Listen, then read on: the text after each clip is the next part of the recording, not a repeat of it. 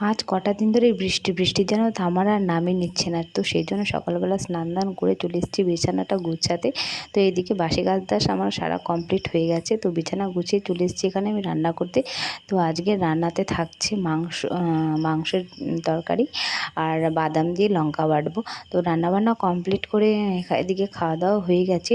তো এদিকে গরুর জন্য খাবার মানে বিচুলি কেটে নিচ্ছি। আর এদিকে দেখো বৃষ্টির কারণে আমাদের উঠোনটা একদম কাদা হয়ে গেছে। তো সেই জন্য যাতে কেউ পড়ে না যায়, তো সেই জন্য এমনি ইট পেতে দিয়েছে। আর ওইদিকে দেখো শুকনো কাপড় চোপড়গুলো শুকিয়ে মানে ঘরে তুলে নিচ্ছি। আর এদিকে দেখো কি সুন্দর হাওয়া ছেড়েছে আজকে। আর এইদিকে তোমার রাত্রের মানে জন্য ময়দাটা মেখে নিচ্ছি। আজকে রাতটা হবে রুটি। তো খালি রুটিই করবো, আর সকালের যে মাংসের তরকারিটা আছে সেটা দিয়ে রুটি খাবো। আর এদিকে দেখো বলতে বলতে সন্ধ্যাও লেগে গেছে।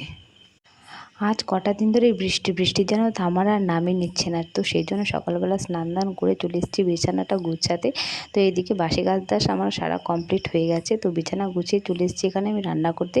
তো আজকে রান্নাতে থাকছে মাংসের তরকারি আর বাদাম দিয়ে লঙ্কা বাটবো। তো রান্নাবান্না কমপ্লিট করে এদিকে খাওয়া দাওয়া হয়ে গেছে। তো এদিকে গরুর জন্য খাবার মানে বিচুলি কেটে নিচ্ছি।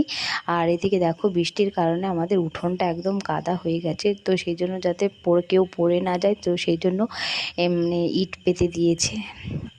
আর ওইদিকে দেখো শুকনো কাপড় চোপড়গুলো শুকিয়ে মানে ঘরে তুলে নিচ্ছি। আর এদিকে দেখো কি সুন্দর হাওয়া ছেড়েছে আজকে। আর এইদিকে তোমার রাত্রের মানে জন্য ময়দাটা মেখে নিচ্ছি। আজকে রাতটা হবে রুটি। তো খালি রুটিই করবো, আর সকালের যে মাংসের তরকারিটা আছে সেটা দিয়ে রুটি খাবো। আর এদিকে দেখো বলতে বলতে সন্ধ্যাও লেগে গেছে।